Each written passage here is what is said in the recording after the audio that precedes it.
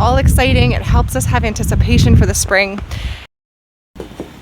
I can't believe I'm saying this, but it's seed starting time again. I have my trusty journal here, my gardening journal, to tell me what I need to start. So I'm going to do eucalyptus and rosemary right now, and then in a couple weeks I'm going to start my loofahs. I'm also going to do some winter sowing today, which is just putting some seeds in pots and then setting them outside under cover and protection. These are seeds that need to be cold stratified. They like to have that sub-zero dormancy period. They want to feel the cold, and then they know when it's time to start germinating and growing in the spring. So 2 separate kinds of seed starting happening today. If you have a last frost date that's in May, even if it's May 1st, end of May, whatever, you're probably not going to be starting a lot of seeds in January. But some of them that you do start are woody herbs. They're perennial herbs like rosemary, which I'm starting today. Also things like thyme and oregano and winter savory, what other ones? Sage. These are herbs that are perennials, so you sow them from seed once, put them in your garden, and then they'll survive every winter and keep coming back.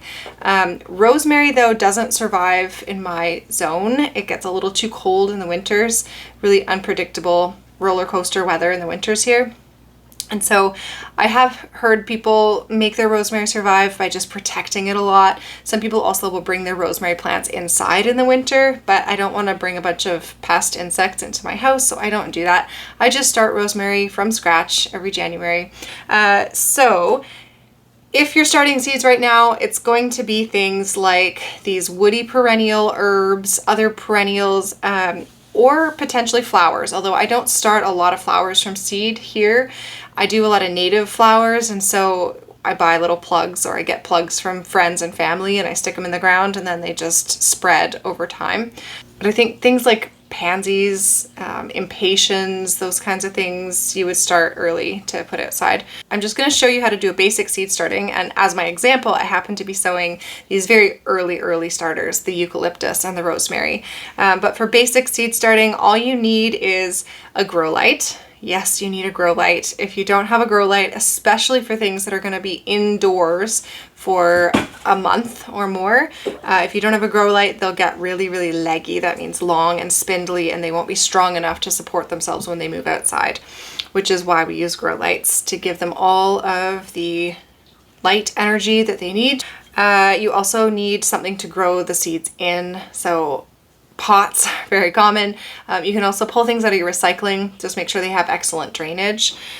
And really the world is your oyster with what you want to grow your seeds in. I really love the idea of soil blocking, and I have used a big wooden tray to start seeds in, but it's also just really basic to use a pot. I have a humidity dome here. You don't need these, but I like to use them because I don't always remember to keep my seedlings moist when they're first in that germination phase. And also rosemary in particular, and eucalyptus to an extent, can take a really long time to germinate. They can take, like rosemary can take over a week to germinate, and so the soil can dry out easily. And if you don't remember to spritz it every now and then, it can dry out too much and the seeds won't germinate, and that's where a humidity dome comes in. I also am using Bootstrap Farmer trays and pots. This is not sponsored in any way, shape, or form. I love the idea of using wooden seed starting trays to eliminate plastic, or just, seed starting in any recycled materials. But these are the best that I have found, the best seed starting containers that I've found. And the nice thing about Bootstrap Farmer and a lot of the other ones on the market now, they're not single-use plastic. They're meant to last nearly a lifetime. And I know that I've stepped on these before and they haven't broken. So for now, it's these Bootstrap Farmer trays. I'm not filling the tray yet. It's only the beginning of January, so I don't need to go overboard with my seed starting. I want to talk for a second about soil, seed starting soil. So in an ideal world, I would be using homemade seed starting mix, and I have done that in the past. Right now I'm using this basic Miracle-Gro seed starting mix. This stuff has peat moss in it, which I don't like to use. Peat moss is not a sustainable resource. It's harvested from these peat bogs, mostly in Canada, and it takes so long for those to regenerate. I can't look it up right now, but just not a sustainable resource.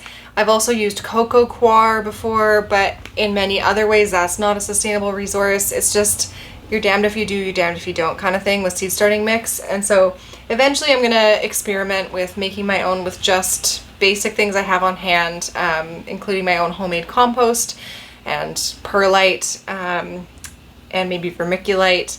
But at the time being, it is January, it's post-holidays, I don't have a lot of energy or effort in me to be mixing my own right now. For now, it's just what I could grab at the store, and it works really well. I don't really want to promote Miracle-Gro bags.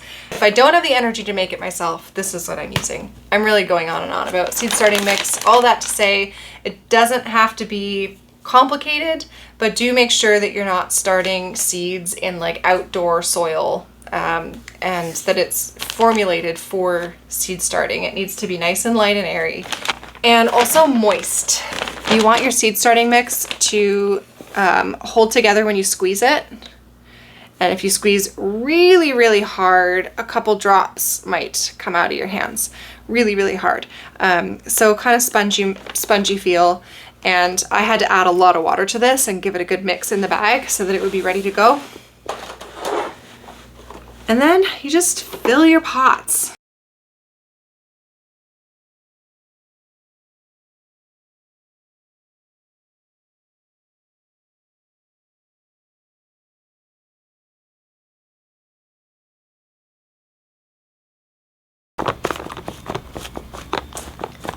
You want to push down the soil not too firmly, but kind of firmly, because you don't want a bunch of air pockets deep down in your pots.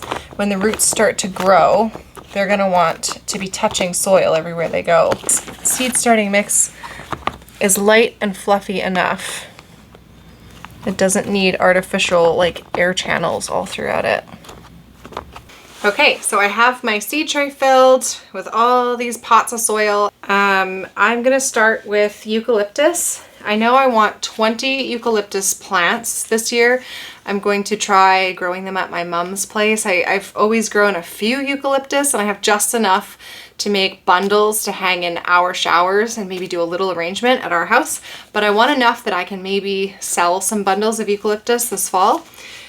And each pack of these eucalyptus seeds, it's the silver dollar variety, each pack comes with 20 seeds, and they have about an 85% germination rate.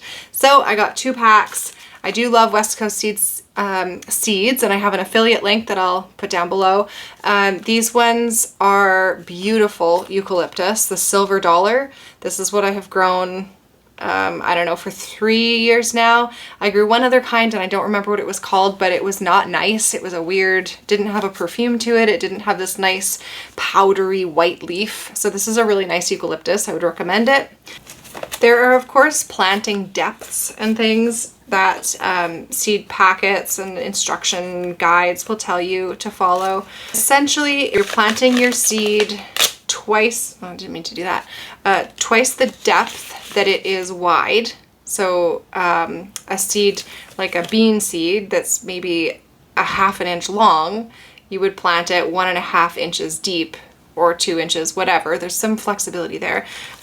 Or if you're dealing with something really, really tiny, like these eucalyptus seeds, they're like a pinhead size, you're basically scattering it on the surface and just dusting it over the top with soil.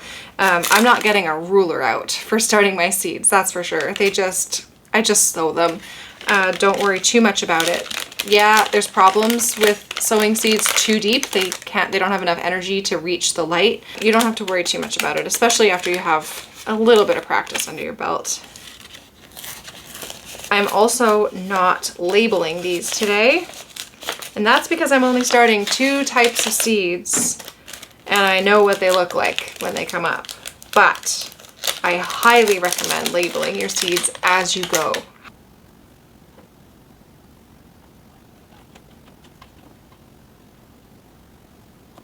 And then rosemary. Again, they're pretty tiny seeds, so you're basically just scattering them on the surface and putting a little light sprinkling of soil over top.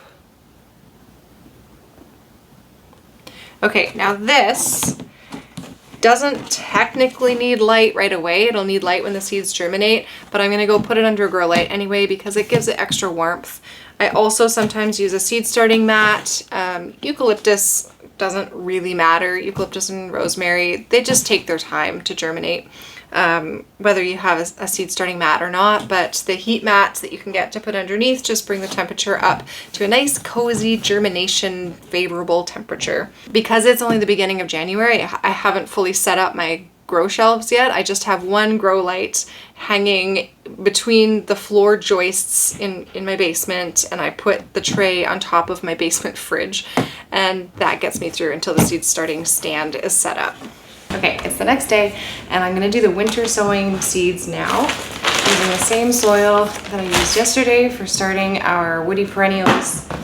This time, I'm gonna be winter sowing some poppies. Poppies love it cold. In fact, they'll start sprouting in the snow even if they're not in like a protected environment. I'm also going to be winter sowing some Belgian perennial leeks. I direct sowed these last early spring and I never found them. Doesn't mean they didn't come up. I put them in the food forest area, so they could be there somewhere. But that highlights one of the benefits of winter sowing. You put seeds into pots in a protected something and you put it outside in the winter. So it's essentially like just direct seeding outside in that you don't really get a lot of environmental protection except for whatever container they're in. But it's easy to find the plants in the spring, and that can actually be a big deal. If you just scatter seeds somewhere, it can be really hard to know what's what in the spring when they start to come up, and it's hard to know if they even did come up or if you have to restart them. So by winter sowing, you're adding just a little element of awareness to the plants that you're starting, even though they're just stick the seed outside and let it grow. I'm also going to be trying some salal and some salmonberry. These are natives out on the west coast of Canada, not here, but they're great food forest plants. And I've got some labels today, some recycled labels, because I have a bunch of different kinds of seeds here and I need to be able to keep track of them. So all you need for winter sowing is some sort of container, preferably with clear plastic or a clear top to it. A lot of people will use milk jugs, but we don't really get milk in Canada that way. We get it in plastic bags. And so I don't have milk jugs. And so I'm thinking what I'll do with this is leave the lid off even. I'll let the snow fall on these things, make sure that there's drainage underneath the pot so it doesn't get waterlogged. And then in the spring, when I'm trying to speed things along, or if we're getting like a downpour of rain, I'll put the lid on to give it a little extra protection.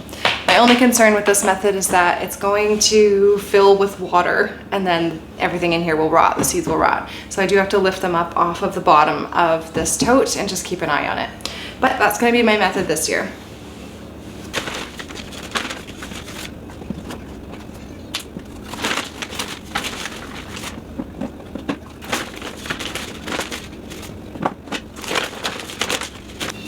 First one to go in is salal. Some people will also put a wire mesh over the top of a bin like this because sometimes squirrels, chipmunks, that kind of thing are just very curious and they might want to investigate what you have in here and dig it up.